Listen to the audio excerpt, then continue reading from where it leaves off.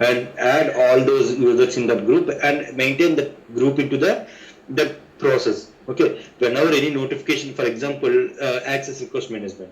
Okay, let us take an example of access request management. We are configuring access request management and we want to send notifications to group of persons or security people. Whenever any user submit any request, the notification triggered to all the security team members. Okay, so instead of keeping each and every team member, so we just need to create a group and assign all security team members to that group and map that group in access request management. So whenever if GRC system wants to send any notification to that particular users, then it will send it to that group. Group means whoever available in that group, that will send it to all the persons. Okay.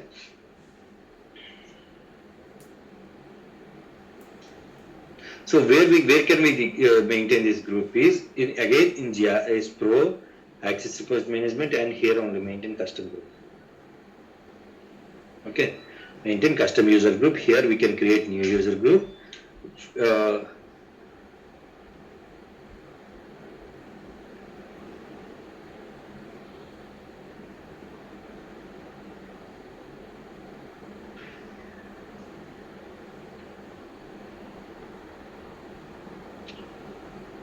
FIB, Finance Business Process, Access Request Management Notification. Okay.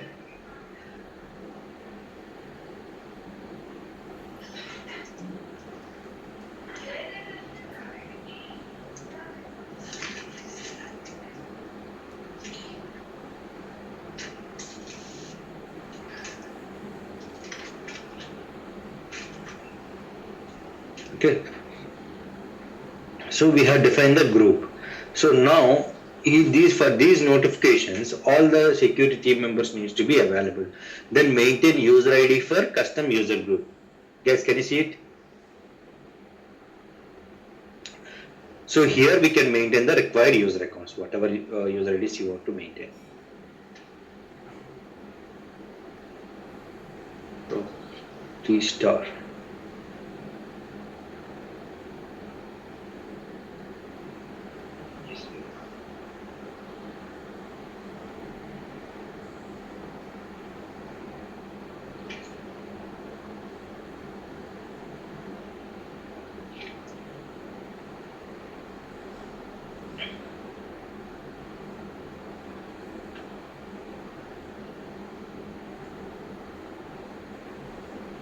So I need to send it to these groups. Okay. In that case, I can provide these users information. I click connect. Only one user is available. Not one. All the users are available and saved. Okay. So if I use this group at the time of the DRM or ARA configuration, then all the notification will trigger to these users. Okay. These are we used to use this custom group concept. Guys, మీకు అర్థమైందా custom group ఎందుకు use చేస్తామో? Hello. Okay. Actually, these maintain custom master data ID mapping. Okay, this ID we are not using nowadays. Okay, this setup is not mandatory actually. So what I used to do is like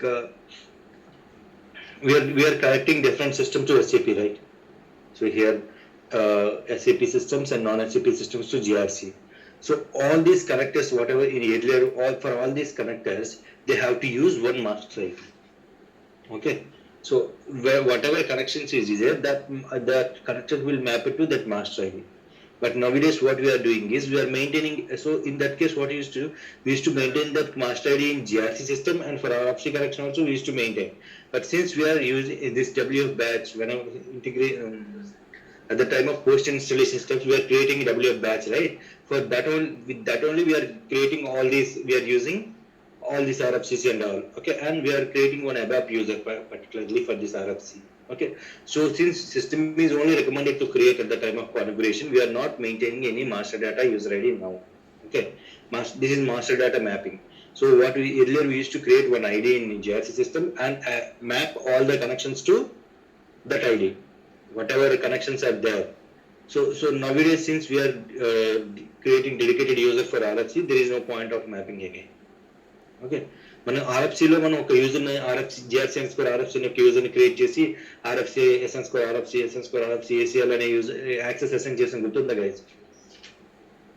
okay, so already we are using dedicated user for these RFC connections, all the connections, whether it is SAP system or non-SAP system. Okay, so again, no need to maintain any master data is right. So that's the reason we are not using this step anymore. But why I have explained is, if someone asks you interview, have you using master data user ID concept or not, then you should be answer in a position to answer, right? What master data earlier, what you used to do is, for like, this is APO system, okay, this is ECC system, this is Fury system, and this is some MDM system. So for each system we used to maintain different user ID. So to avoid that, what SAP recommended is, SAP recommended to maintain one master ID in GRC. But in latest versions, how we are maintaining, we are creating one dedicated user at the time of GRC post installation. Okay, so that dedicated user we are using for all the RFC connections, whether it is SAP or non-SAP. Okay, since we are using dedicated user, we are not maintaining any separate master ID mapping in GRC system. Okay, this is all about GRC access control configuration, guys. So now we have to discuss about fifth step, that we'll discuss Monday. Tomorrow class under the Sriram. Okay, Monday class లో మనం discuss చేద్దాం. Okay, ఇది important guys, don't miss this class. Okay, okay okay, bye.